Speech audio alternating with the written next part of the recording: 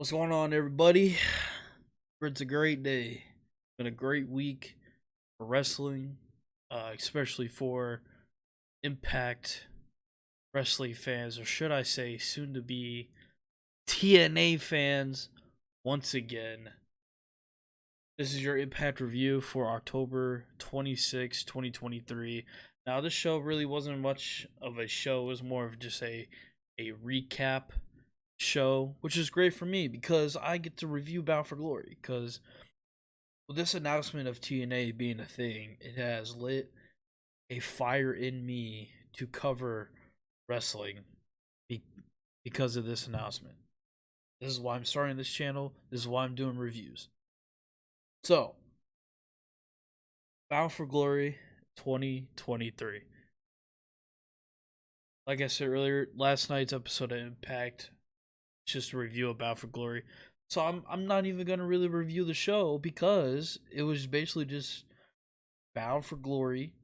They literally showed two full Bound for Glory matches and then the highlights of the other Bound for Glory matches. So there really isn't a point in covering last night's episode of Impact. I might as well just cover Bound for Glory as a show. But a couple things they did say on the broadcast last night. They did announce that you can pre-order the Bound for Glory 2023 DVDs if anybody wants to get a DVD copy of Bound for Glory. Tom Hannafan and Matt Raybolt were talking about Turning Point being next Friday from Newcastle in England. They're currently doing their UK tour right now. And I believe that was it from anything that they announced that was newsworthy. The Fallout episode of Impact. So we might as well get into Bound for Glory.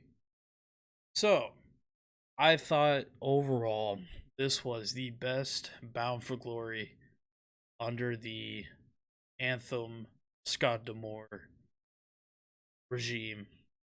I mean, this show was great. The only match to me that just wasn't good was probably the Monsters Ball. Um, and I'm just gonna be honest. I know PCO has his fans, and I was one of them. Every time they would come to Atlanta, I'd always go to a show, and I would actively chant for PCO. But it's just like, this guy is really he's old, and he's doing all this crazy shit, and I respect him for it. I really do. I respect the hell out of PCO. For his age, doing the kind of things he does, but taking a power bomb onto concrete with thumbtacks on top. I mean, god damn. And I know PCO is the first official signee of the new TNA era. Hopefully, it's just a year contract or 2 years at most because I it's not like I don't want to see PCO on my television. It's just I don't want to see him die on TV. Obviously, they want to air it because it's on a paper. Man, oh man. Um, so let's talk about Bound for Glory. They were in Chicago Cicero Stadium. I believe the attendance was 2,500 people. You know, a lot of the issues I have with Impact, which I will get into after the Bound for Glory review, but I will say this. They did announce that they will be running the Pearl Theater in Las Vegas. It is a nice big venue. The issues I've had with Impact lately is the venues they run, especially Cicero Stadium.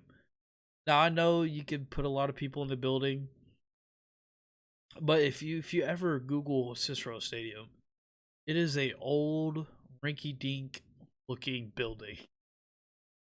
And a lot of the times when you're watching Impact in that stadium, you can see basketball hoops in the ceilings, and it's just not something that's not a good thing. You know, I know they ran the Odeum in Chicago for Bound for Glory in 2018, I believe, or was it 2019? One of those years. I don't understand why they didn't decide to run the Odeum again instead of just Cicero Stadium. Because with the Odeum, you can cut off however many sections you want to cut off, and it will look good on TV. Um, but that's just a small thing for me. But yeah, I mean, place was packed, sold out. It does look good on TV, but the times you can see the basketball hoops, it's just like you can't really defend that, well, whatsoever. Anyways, let's talk about the good stuff because this was a fantastic show. Um, Show kicked off with Chris Sabin defending his X Division Championship with Bullet Club's Kenta. Now, there's no story to this whatsoever, other than the fact that they promoted, I think, 4 weeks ago on, I believe it was their first episode of the Memphis TV tapings. They played a video package of Kenta. And that's about it. And I will not complain because it is Chris Sabin and Kenta is a first time ever match. So I guess that's the story there. First time ever match. These two, that is actually crazy to think about. That these two guys, for as long as they've been in the business, that they have never had a one-on-one singles match. That is crazy to think. Match was very good. Good to great. I wish they had a little bit more time. They only went about 11 and a half minutes. If these guys would have been given 15 plus minutes, it could have been a great match. But this is very good. Definitely recommend. Chris Sabin gets the win by pinning Kenta with his Cradle Shock. And yeah, that's it. Next up, we had my least favorite part of the show, the Monsters Ball match between Moose, PCO, Rhino, and Steve Macklin. Out of these four guys, PCO is probably my least favorite of the four. Just funny because PCO follows me on Twitter. I hope he doesn't see this, but it is what it is, man. I like how they honor the tradition of the Monsters Ball match where you have to stay a dark room for 24 hours without food or water. That stipulation to me has always just been fucking hilarious. Because it's like, you have to be locked in a room, no food or water for 24 hours. And obviously, I mean, I don't know if they actually do it, or they just make it look like that way with the camera cuts. But they actually do that. That's fucking hilarious. Um, I'm a big fan of Macklin. I think Macklin's very good. He cuts good promos. He's good in the ring. He's not flashy, but he'll definitely kick your ass. And he looks like a badass. I like how Impact has presented Steve Macklin, and I like how Macklin presents himself, and he carries himself really well. Moose is my favorite guy in Impact. I'm at 1000% believe that Moose is the best in-ring performer that Impact has. He's my favorite. And Rhino's Rhino. I mean, what is there to not like about Rhino? But this match, I don't really understood the purpose of having Steve Macklin in this match, other than him and Rhino have had issues. And I thought it was really weird that Macklin just came out on TV and confronted Moose about it's just like it's kind of just random. So they put Moose in the match, and then PCO. I don't understand it. I think the whole purpose of this match was to advance the story between Bully Ray and Steve Macklin, because Bully came out and pushed Macklin off the top turnbuckle into a barbed wire table, which Macklin he didn't miss, but I think he got more floor than table. God damn. Um so yeah, that to me that was the whole purpose of this match, to advance the storyline between Bully Ray and Macklin. I don't understand why that wasn't on this show. Singles match between Bully Ray and Macklin. I guess they're saving it for Hard to Kill. But this whole idea of Macklin calling Bully Ray soft is kind of funny to me. Because Bully came back last year at last year's Battle for Glory. He tried to, his baby face. He was trying to convince everybody that he's changed and he's a good guy, and then he ultimately became his true self and became a fucking asshole to Josh Alexander, and that whole thing went down, and Bully put him over. So I don't understand where Macklin is getting the idea that Bully's gone soft, because Bully's just been a scumbag ever since the Josh Alexander feud. So I don't really get that. Plus, Bully and Macklin were, allies, for to say. They weren't really tag team partners or allies for a while. Once Rhino came back, Bully was like, what does Rhino have to do with me? Rhino's mad at you. So why are you coming to me? Rhino's your problem. Rhino's not a me problem. Go figure it out yourself. And as far as I know, I don't think Bully is advertised for the UK shows. So I don't know exactly how they're going to advance the Steve Macklin storyline throughout the next 2 months. Who knows? Unless Bully just shows up and it's awesome a match or something like that over there. Anyways, yeah, not a big fan of the Monsters Ball match. A lot of stuff was a little bit sloppy for me. And why again, for why is PCO taking a power bomb onto a thumbtack covered concrete blocks? And if you look back at it, he almost missed. Moose almost missed. I'm sorry, PCO barely landed on the concrete blocks in the first place. There was still like a whole other side plus of concrete. So, God, that was terrible to watch.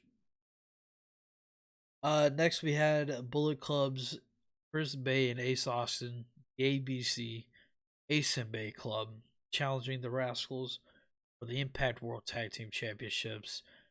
Again, like with Chris Sabin and Kenta, I wish this got more time. This was the shortest match on the show, not counting the MK Ultra and Deonna Purrazzo Tasha Steelz match that was from the show, but was on Impact's YouTube channel. That only got about almost 8 minutes, but this match was almost 10 minutes long. And considering that this match in particular has story to it, all the way back to the Atlanta tapings, right when Zachary Wentz returned. This actually has some depth, long-term storytelling, because ever since the Rascals reformed, they've been messing with Ace Austin and Chris Bay, and they eventually cost Austin and Bay their titles at the Slammiversary pay-per-view. And then they cost their rematch clause at the Slammiversary follow tapings. And they had a little bit of separation just a little bit because of the good hands. But we did eventually find out that the good hands were, paid by the Rascals to mess with the ABC. And then while the ABC were dealing with the good hands, Rascals were dealing with the Motor City Machine Guns. But then they came back and the feud escalated because Bay won the Future Fire briefcase and got a tag team title shot. Cashed it in at Bound for Glory. Here we go. This is months in the making between these two teams. And to only give them 10 minutes is a bit odd to me because these two teams now for don't get me wrong, the match they did have was good, but I just think that it could have been so much better if they were just given more time, just like the Saban and Kenta match. But anyways, a very good match. Chris Bay and Ace Austin are the new Impact Wrestling World Tag Team Champions, defeating the Rascals. It's interesting to see where the Rascals go from here because I know that Myron Reed was at the Fallout tapings with the Rascals. I don't think they've announced that Reed has signed. Not sure. And I don't think that Zachary Wentz is at the UK tapings either. I think it's only Trey Miguel over there. So it's interesting to see where they go, the Rascals go from here. And I don't even think Bullet Club's advertised for the UK tape. So I just hope that whatever's next for Ace and Bay, because I'm gonna be honest, there really isn't a lot of tag teams in the Impact Tag Division. You have ABC, who are the champions. Then you have the Motor City Machine Guns, who Alex Shelley's the world champion and Saban's the X Division champion. So they can have tag team matches, but they're both respected singles champions. You have the Rascals, who they just beat. You have Moose and Myers, who are they do have a lot of wins together as a team. Moose and Myers does, but I'm not really digging this tag team, to be honest. I think Moose should be on his own and really focus on that world championship, because for as long as Moose has been with Impact, I mean, this guy's been with Impact since what? Gosh. 2016? This guy's almost been with the company for almost 10 years. And he has one world championship under his belt. And it wasn't even that long of a run. Because he won it at Bound for Glory the year that Josh won it 2 years ago. It was 2 years ago. Bound for Glory from 2 years ago. And he only held it for November, December, January, February, March, April. He held it for just a little over 5 months. And this guy's been in the company for 7 years. And he re-signed recently, and he said that is the longest Impact contract that any wrestler has signed with Impact. And he only has one world championship reign that lasted just over 5 months. So I hope Moose gets a world championship run, a proper one, in the near future. He is challenging for the world championship at Hard to Kill. And I love Alex Shelley to death, but Moose is my guy. Give the title to Moose. Make Moose the first ever. Well, he's not going to be the first ever, but make him the TNA champion at the Hard to Kill pay-per-view. So yeah, the tag team division, I mean, I know Heath's contract is about to be up soon. I'm what people have been saying. So I guess for now, I guess you could say Heath and Rhino. I know Heath was at the tapings, Fallout tapings. So I don't know, man. Hopefully, um, get some refreshment in the tag team division. Next, we had our most likely, not even most likely, the best match on the card for me: Will Ospreay and Speedball Mike Bailey. These two guys complement each other so well. Ospreay got a huge reaction from the crowd. So did Speedball. These two guys were supposed to face off at the first Multiverse United show during WrestleMania weekend, but Ospreay got injured and couldn't do it. Speedball ended up facing Hiroshi Tanahashi instead and lost. But the thing is for people who don't know, Mike Bailey has had visa issues before prior signing the Impact. This guy could not get into America. So he has spent a lot of time in the UK and in Japan. So he knows Will Ospreay, and Ospreay knows him back, vice versa. So, and these guys absolutely killed it. This match was so good. There wasn't a lot of kickouts. There was towards the end, but it wasn't like obnoxious, and it wasn't a spot fest either. They let a lot of stuff breathe in their match. That freaking hit when Bailey was going for those spin kicks he does across the ring, and Ospreay just charged him with that blade across. Oh my god.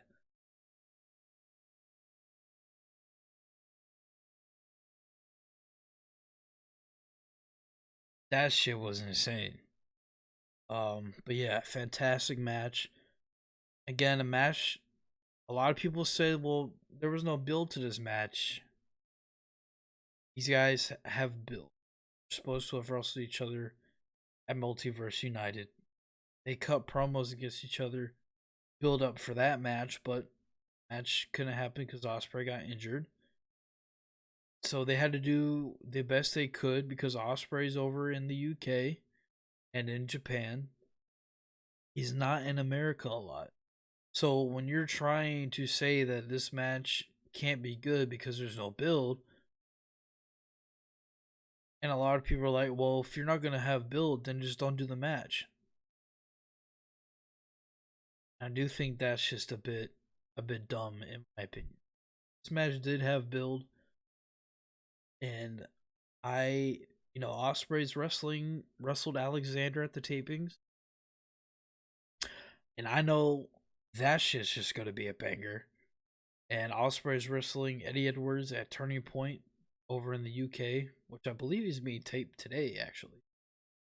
So yeah, it's almost like, well, if Ospreay's not gonna choose Impact, it's almost like Scott D'Amore's like, okay, well, we gotta do our best matchups with him before he's not available. Not saying that Ospreay's not gonna choose TNA. I hope he does choose TNA because if he goes to TNA, he's gonna have a chance to stand out more, be a draw for them. Now, if he goes to WWE, I'm pretty sure he's gonna be the light's gonna be on him for a little bit at the beginning, and then he's just gonna be a part of the other guys. Same thing with AEW. There's a lot of guys in AEW, a lot of big names, and if he goes over there, he'll be hot at the beginning, and then he'll just kind of like fall in. And I'm not saying that's the case for say. Ospreay 1000% could be the center of attention for a long time, but as a guy as good as he is, he legit could have great matches with just about everybody on this roster besides PCO, Tommy Dreamer, and Rhino, and Johnny Swinger. This Ospreay has a chance to stand out if he chooses TNA, and he could be this guy of this new era of TNA. And if you guys don't know, Ospreay became a wrestler because he saw Samoa Joe, Christopher Daniels, and AJ Styles. That was his very first match he saw in pro wrestling. And he saw that match and said, I want to be a wrestler. And here we are. So there is ties to TNA. And TNA is running bigger buildings, and we'll get to that later. But I just think it would be smart for Ospreay to sign with TNA. But that's just me. Fantastic match like always. They got 18 minutes, banger. Ospreay beat Bailey. And see where Bailey goes from here. I don't think Bailey's advertised for the UK shows either. But Ospreay is for sure. Like I said earlier, he's wrestling Eddie Edwards next Friday on Turning Point. Next match, we had the Call Your Shot Gauntlet. 20-person Call Your Shot Gauntlet. I don't think in particular the wrestling in this gauntlet was per se good, but I did have a lot of fun and I enjoyed watching the gauntlet match. We had Jake something, the first entrant, because he lost the I think it was a 5-way on Impact TV. So something was first to enter. Then we got Eddie Edwards. Then Kenny King was number 3. Juventud Guerrera was number 4. Johnny Swinger, the returning Johnny Johnny Swinger at number 5. And I'm so glad he's back. Swinger pops me. I know he's old and he can't really do anything in the ring, but he's so funny to watch. Pops me all the time, especially with the Swinger Dungeon era. Number 6 was Giselle Shaw. Number 7 was Jody Brett. Number 8 was Kylan King. Number 9 was Sunny Kiss. Man, have I seen so much hate for Sunny Kiss to get. Now listen, I understand that Sunny Kiss may not be everybody's cup of tea, but I first saw Sunny Kiss in Lucha Underground as Exolicious. Sunny Kiss had a match with Jack Evans, and it blew my mind. I was not expecting Sunny Kiss to be that good in a wrestling ring. Now, I don't know if it's available on YouTube or whatever, but Sunny Kiss does have potential to be a good in-ring performer. And I think Impact is a great place for somebody like Sunny Kiss to truly shine. Because here's the thing, a lot of people just hate Impact because it's Impact. But Impact does do a lot of things right. Okay, they do. And that is, they utilize just about every single person on their roster. They really do. And they give everybody time and effort, showcase everybody, mostly everybody on their roster. So I think Sunny Kiss and Impact could be good. Now, I don't know what they're going to do. I don't know if they're going to put Sunny Kiss in the Knockouts division or have Sunny Kiss wrestle only the guys or girls. Now, they do intergender matches, so that is always a possibility. So I am curious to see what they're gonna do with Sunny Kiss. You just gotta give people a chance. A lot of people just write off Sunny Kiss, but we never really saw Sunny Kiss do anything in AEW. The only thing I can recall that Sunny Kiss ever did in AEW was the match with Cody Rhodes at Fight for the Fall. So, and other than that, was like never really on TV at all. Besides like the Joey Janela thing. But that was just like a bunch of vignettes. So you just gotta give it a chance. Give Sunny Kiss a chance. And if it doesn't work for you, it just doesn't work for you.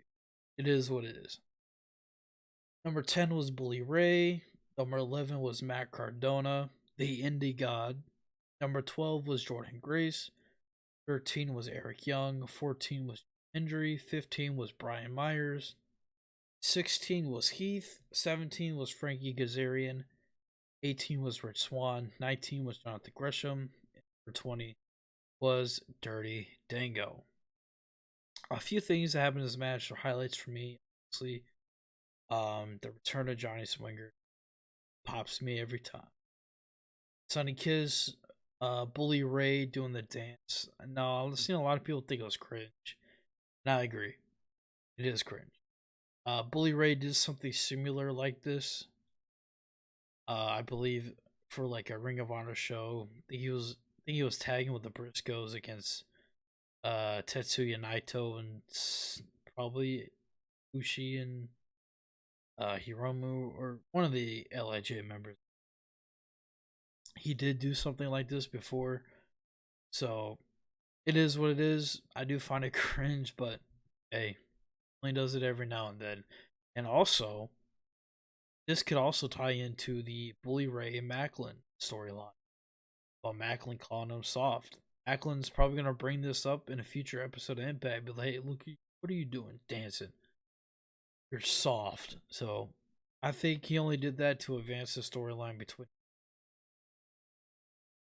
Um, anything else in this battle with it? Oh yeah, Dango. Dango just so funny, bro. I love Dirty Dango.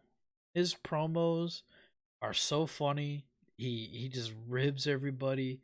His promos, the Dixie Carter line he had in one of his promos was so funny.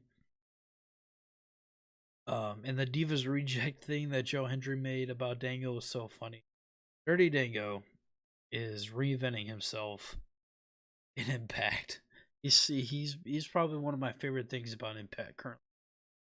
He's so good. But yeah, Dango came in and got immediately thrown out. Got thrown out in like 2 seconds by Jake something. So that I guess that's furthering their feud. They've had a feud going just right before Impact 1000, and they had a match at Impact 1000, and Dango pinned something on TV a couple weeks ago to make Dango be the 20th guy and make something the first guy. So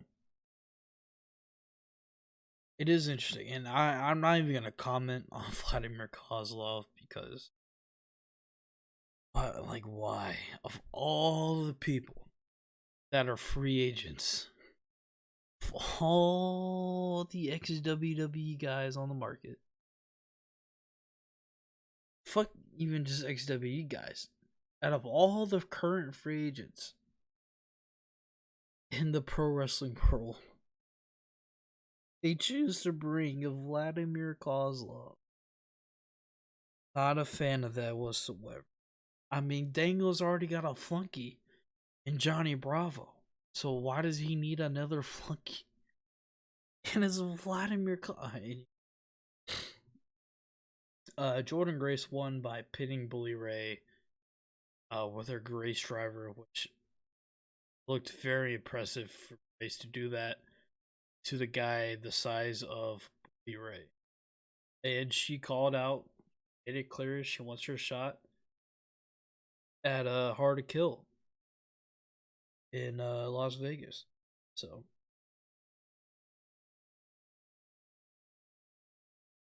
next we had Trinity versus Mickie James for the Knockouts World Championship. I thought they had a okay to good match. I definitely think they could have done better. But with the time they got, I thought it was perfectly fine. That was good for what it was. Nothing to complain about. They didn't do anything bad. Nothing was sloppy or anything. And the Mickie doing the callback to her WrestleMania match, for WrestleMania 22, she did she did the hand motion with the tongue. I thought that was a nice callback. Trinity did hit a rough looking rear view match, and I legitimately thought that she knocked Mickey out with her ass, but Mickey turned out to be fine. But Mickey did tap out Mickey James. I mean, not Mickey. Trinity tapped out Mickey James to retain her title. Mickey up the ramp, all sad as shit. So I don't know. I don't really know what's next for Mickey James. I really don't. I think she's wrestled just about everybody there. She is advertised for the new rebranding, so I'm not sure what's next for. Maybe she's like I don't know. But as for Trinity goes, she's gonna be wrestling Jordan Grace at Hard to Kill. Um, I believe she's wrestling Diana at Turning Point for the Knockouts title. And I believe Gail Kim is going to be the special referee. Now, last time we saw Gail Kim be the special guest, it was for a Tessa to set up her and Tessa Blanchard. So I don't know if that's going to lead to Diana versus Gail at Hard to Kill, possibly. We'll see. And main event time: Alex Shelley versus Josh Alexander. My second match of the night. Fantastic match. I thought this was better than their emergence match they had last year or the year before. I think it was the year before. Um, in the same building. Funny. But this match went 22 minutes long. They absolutely killed it. I would recommend to go watch this match. It's not a spot fest or a kick out fiesta or anything like that. It is a good, hard hitting, technical match that was pretty well paced. And I think they made the right call by having Alex Shelley retain. Because I just feel like a lot of people were caught off guard when they put the title on Shelley at Against All Odds when he beat Macklin. Because for a long time, it felt like they were building up Macklin to be the guy to dethrone Josh. And Josh getting hurt, I feel like they kind of just planes out the water. They still gave Macklin the title because he beat Kushida at Rebellion. But Macklin held that title for like a month. And they dropped the title to Shelley. A lot of people thought it was questionable, but here's the thing. Alex Shelley is right. Because that one, he says his fingerprints are all over the wrestling business with the Young Bucks, Okada, Jay White, etc. Alex Shelley really is the unsung hero of this company. This guy's been in the business forever. He's never had a world championship. He's fantastic in the ring. He's a fantastic tag team wrestler. And it is really cool to see him getting his recognition now. It really is. A lot of people thought they were just going to drop the title back to Josh. When Josh got his injury back, or came back from his injury. And I'm just like, during this feud, it just feels like Shelley has had more to prove. And he's had more of a character arc. Because he's like, he feels disrespected that people think he's a transitional champion, etc., etc. And he's right. A lot of people do think he was just going to be a transitional champion. Because I don't think if they wanted Macklin to retain to Josh beat Macklin, I think they would rather have Josh beat Shelley. And that's not the case. You know, Shelley has done a fantastic job as champion. You can tell that he enjoys and loves being Pact World Champion. He can't put on a bad match. He's fantastic in the ring. And he's actually, a lot of people don't think he's good on the mic, but I actually think he's good on the mic. I thought the segment last week on the Go Home show, Scott D'Amore and Josh, that was really good because Shelly made a good point to Scott. He was like, Scott, I favor him more. Which, to be honest, I think that's true. Scott and Josh, they do a lot of things together outside of wrestling, for to say.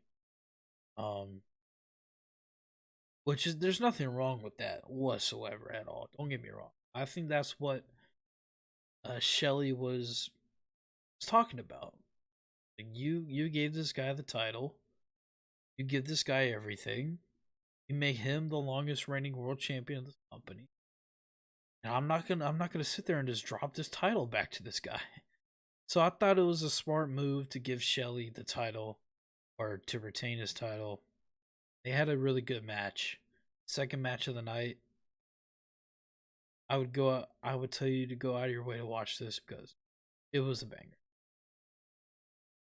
And of course, the big news show, they cut, and I was like, oh, the show's over. And then we see Jordan Grace in this random forest.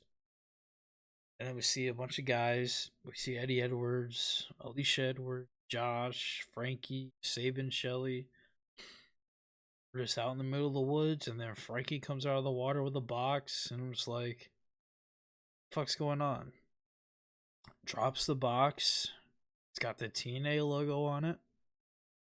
Josh opens it up. How apropos that Josh Alexander opens up, because it is clear that Alexander is the future of the company. He loves this company, and Josh is the guy that they are currently building the company around, at least from my POV.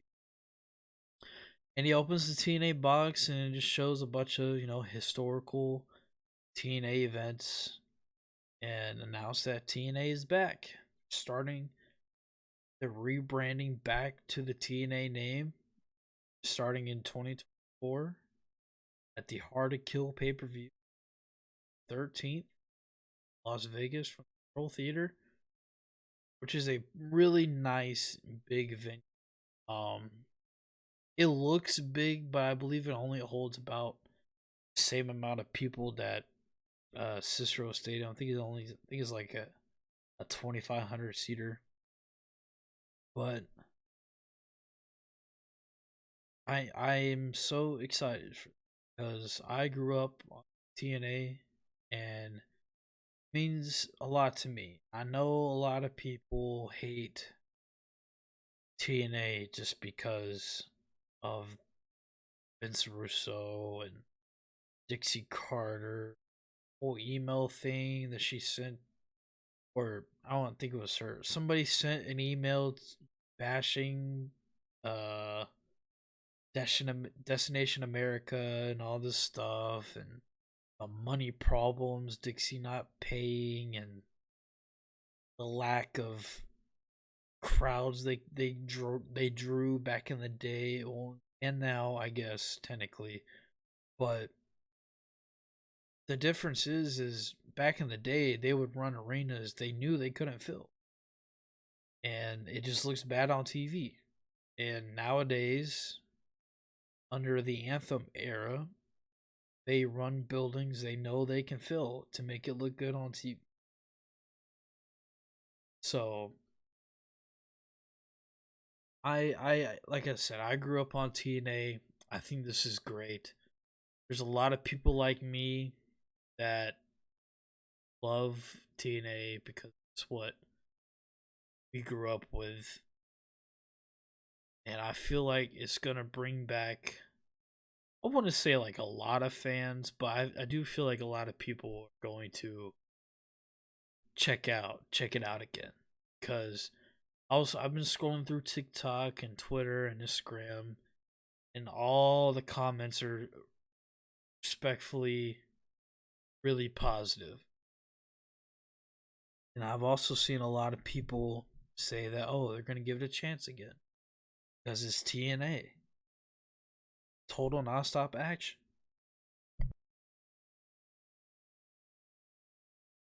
And I just, I can't wait to see, because the logo they showed is very reminiscent of the um '05 to 2009 era logo, TNA logo, which in my opinion, the best era of TNA was probably from 2004 to 2009. And I think the worst years of TNA was 2010 to 2012. Oh my god. That Hogan era was fucking atrocious. Oh my gosh. They got rid. Now, I understand, because I've seen a lot of comments. A lot of people want the six-sided ring back, and it's just not gonna happen, guys. I know it makes it look different, and gives a more real feel to it, but it's just not. It's just not good for the wrestlers, and that's something you have to understand and respect. That it's just not good for the wrestlers. A lot of the old, not old, but a lot of former TNA wrestlers has every time has spoken on it. They prefer the four side ring because it's easier on their bodies. It's easier to work in. That's just how it is. Gotta get over it. Would it be cool? Yes. Could they construct a six sided ring to be more safer? Who knows? But I completely 1,000% understand why they don't have a six sided ring. Man, to see that video of the Impact locker room, be so excited about the news that team is coming back is so cool, because Scott D'Amore is the greatest thing to ever happen to Impact Wrestling.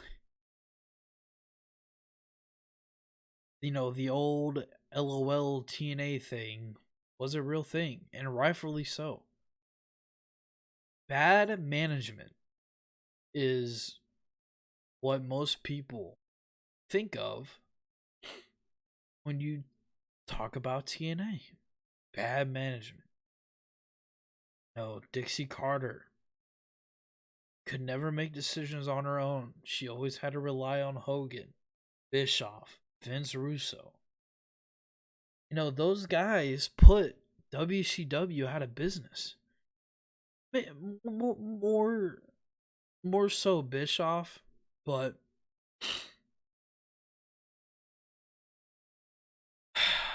I don't understand why Dixie would get Hogan, Bischoff, and Russo involved. Now I understand Russo was involved with TNA way before Dixie became a thing, because Russo is the one who called it TNA because he thought it would be funny and cute to have tits and ass wrestling, which is just so sad. Now, I saw Russo on Twitter the other day talking about you can't have TNA back without the original guy who named it TNA. No, it's Russo. Go fuck yourself. Stay away from any wrestling company. Gosh. Go away. Keep your podcast. Stay away. But anyways, but the 2004 through 2009 era of TNA was fucking awesome. It really was. They were just a company, just on wrestling shows. With Kurt Angle, fuck that. When Christian Cage came to TNA, I mean, that was his run was so awesome. I don't think maybe his current AEW run could top it, but I don't think AEW's ever put the title on Christian right now. So I for now will say that Christian's TNA run is the greatest of his career. Same thing with Kurt Angle. Kurt Angle is putting on banger matches with Samoa, AJ Styles, and they had a lot of guys that. This is what pisses me off too. You're like, oh, nobody knows any of these wrestling fans nowadays. They're like, oh, fuck's an Impact. There's no stars. There's nobody with name value. Well, guess what, motherfucker? 2008 TNA, 2004, 2008 TNA. When I first discovered TNA, I was like, who the fuck are these guys? I actually took the time to sit and watch and learn who these guys. It's not that hard to just watch a wrestling show with guys you don't know, to sit there and learn and watch who they are. That comment is such a stupid reason. Well, I don't watch Impact because I don't know any of the guys over there. How do you think people discovered wrestlers like Beer Money, AJ Styles, Samoa Joe, Christopher Daniels, Jay Lethal, Shark Boy?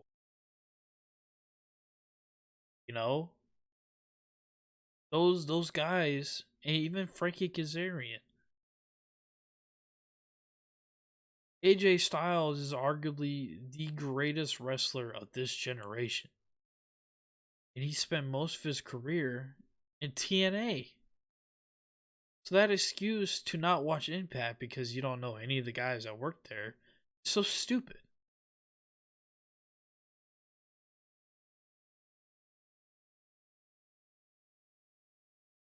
TNA at its core,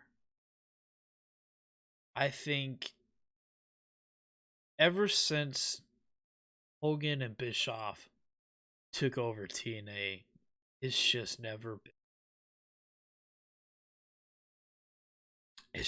recovered. Well, I mean, I like the Aces and Eights era of TNA. I thought it started fantastic, but just ended so oddly weird. Bully Ray and Mr. Anderson in a casket match to get rid of the Aces and Eights. That Aces and Eights storyline had a lot of potential to be good. And when Bully won the title at Lockdown, I thought that was executed well. Sure, some people saw it a mile away, but some people didn't. That ring was filled with trash. And then 2000, then, so yeah, the 2010 2011 TNA was the worst years in TNA. And then right after that, as the worst years, it's probably the Asylum, but there was a lot of redeeming stuff about the Asylum because you had guys like Abyss, Amazing Red, Styles, etc. there. But Russo was still involved during the Asylum years, so gotta put the Asylum years in there. I really liked TNA from 2012 to 2014 when AJ Styles and Sting left. I was just like, what are we doing? Like, what are we doing? They had Jeff Hardy, sure. Samoa Joe was in and out a lot. Eric Young was there. They tried to do the whole Daniel Bryan thing with Eric Young. People saw right through that. It made Magnus the world champ, which I was okay with, but when Magnus was champion, they didn't really make it all about Magnus. They made it more about Dixie. than anything. So yeah, I stopped watching TNA when Styles and Sting left, and then I came back because I really liked EC3.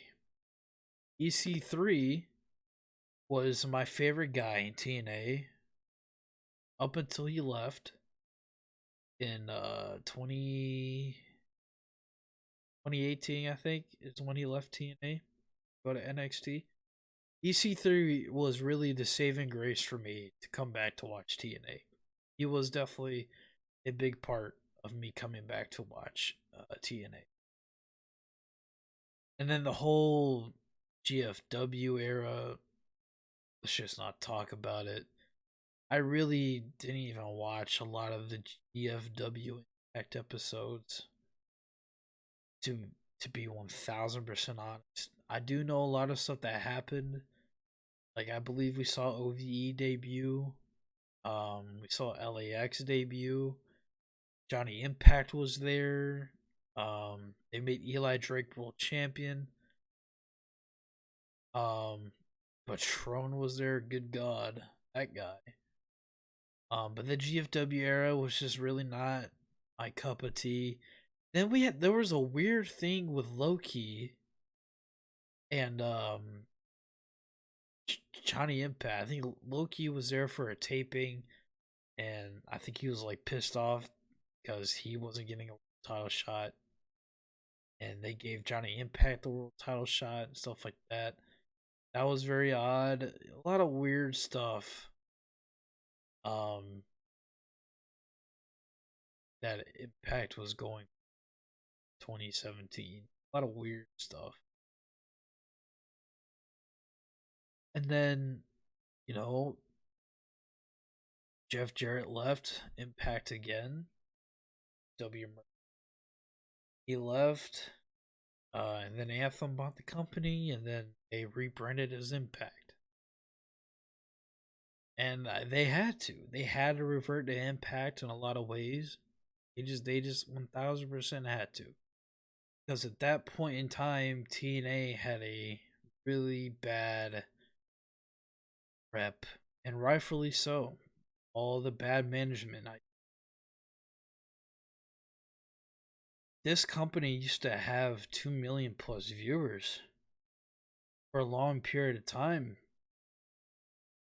And just to see them not pay wrestlers, talk shit about their TV executives behind their back, it's just like, what are we doing? This company, TNA, was so good 2004 to 2008.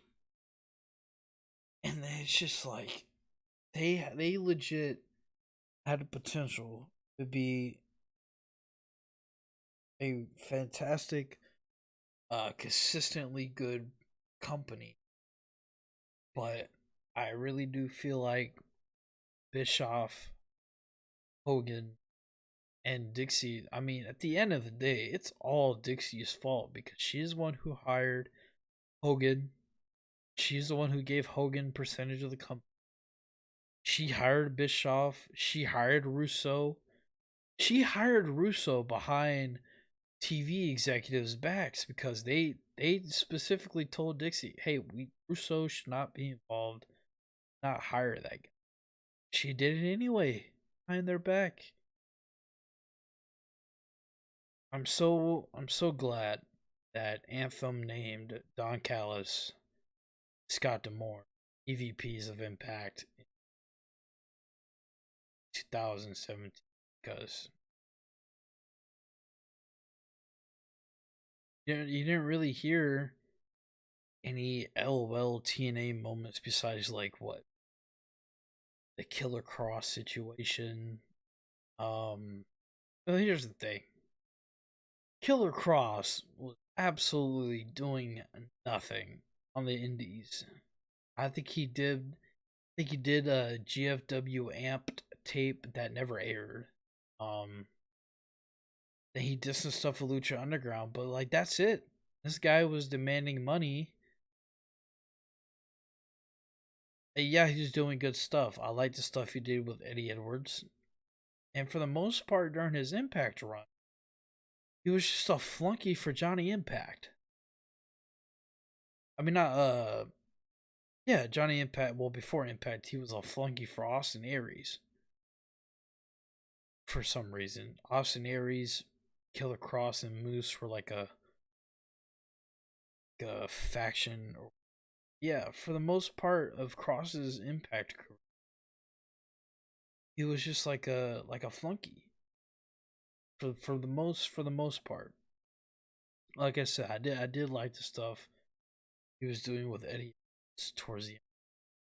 Thought that stuff was good, but yeah, other than the Killer Cross, I'm trying to think. The Killer Cross situation, that time they aired last week's episode on the current episode, um, and the whole moving to the Pursuit channel.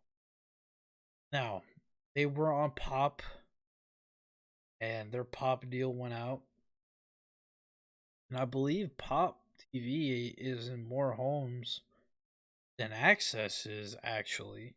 I could be wrong. Nowadays, I'm not sure, but they went down to Pursuit, man, and they were averaging like 10,000 viewers on Pursuit channel. Everybody in the company knew that moving to Pursuit was temporary until the better TV deal. It's just like, man, they couldn't find any other temporary channel besides Pursuit, and they were on Twitch a lot. And the whole RVD thing with Twitch got them banned, which I thought was is. But yeah, other than the Killer Cross situation and them airing the wrong episode of Impact, those two are like the really like LOL TNA moments ever since Demore took over.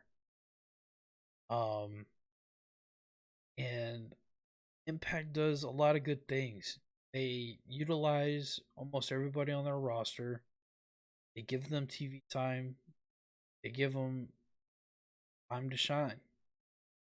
Segments. And I like how they don't overstuff their pay-per-views like some other companies do. They keep it at a limit. Some people on shows. But that's fine. You don't need to have everybody on a pay-per-view. You don't need to. Um I just think that for Scott Demore, they do a lot of good things. They don't sign a lot of WWE, ex WWE guys, but the ones that have been an impact, like Inspiration, Bronson Reed, they all had really good runs. When Bronson Reed, well, he was Jonah at the time, he showed up. He completely dismantled Josh Alexander, made him bleed eternally, and they had a great match at that Hard to Kill pay per view. Then he had a match with Black Taurus I really liked. He had a match with PCO that was pretty good considering it was PCO. You know, this guy had a lot of Bronson Reed had a lot of good stuff with Impact. Same thing with the Inspiration. I always thought the Inspiration was terrible and annoying on the mic.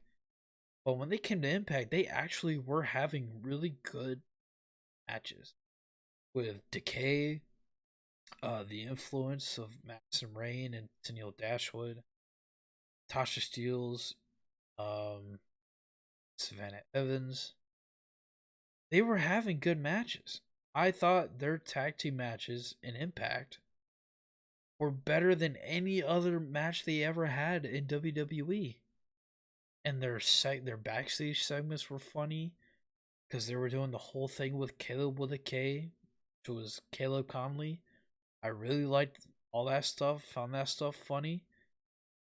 And who were some other guys that Impact brought in for WWE? Gallows and Anderson.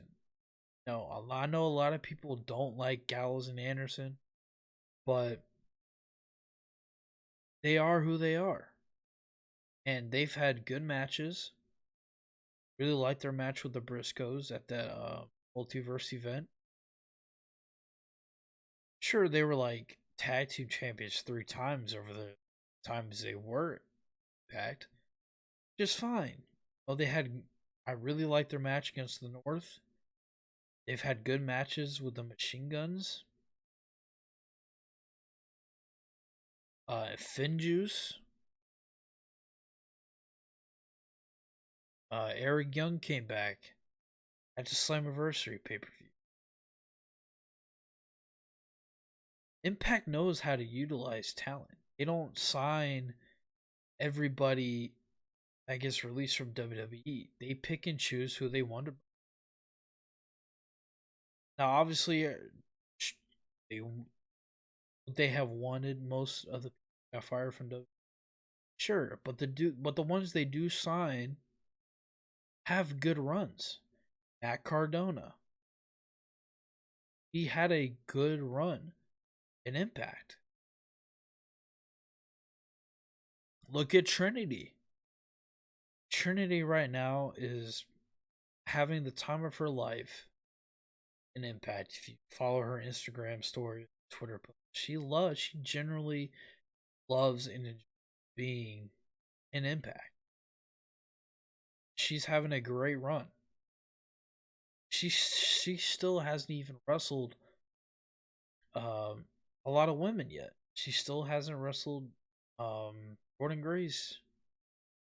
That match right there is gonna be fucking awesome, and I can't. Tasha Steelz, can't wait. I hope that she drops the title to Tasha Steelz. That's the match I want to see her drop the Tasha Steelz.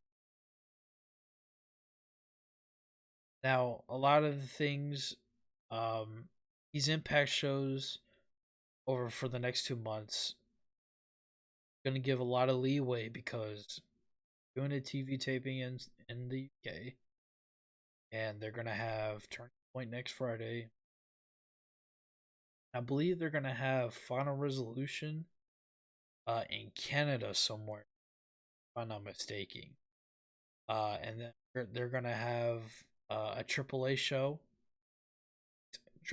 show with AAA, which I believe is also gonna air on Access.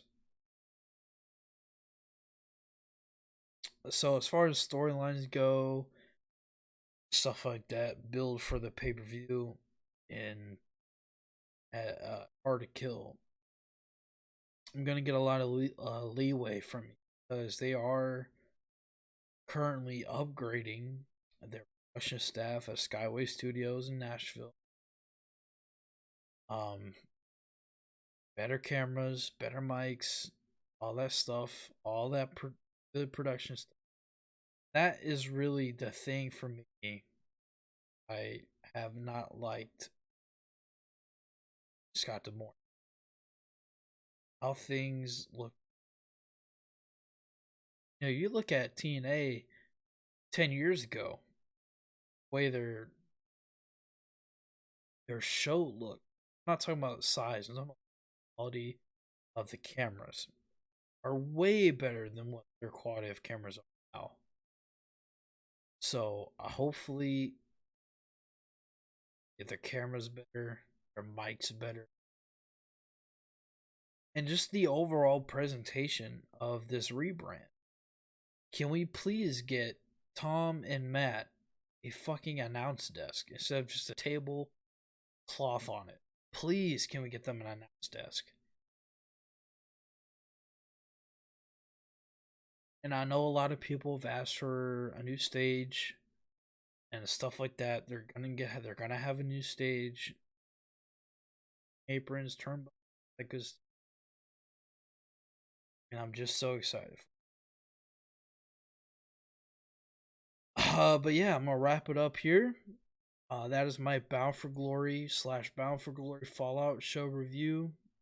you guys enjoyed, like, sub, subscribe, notification bell, all that good stuff.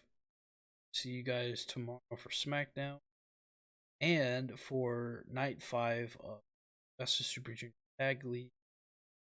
We have Turning Point next week. We also have Fighting Spirit in Vegas for New Jersey next week as well. Excited for those. Dip out. See you guys tomorrow.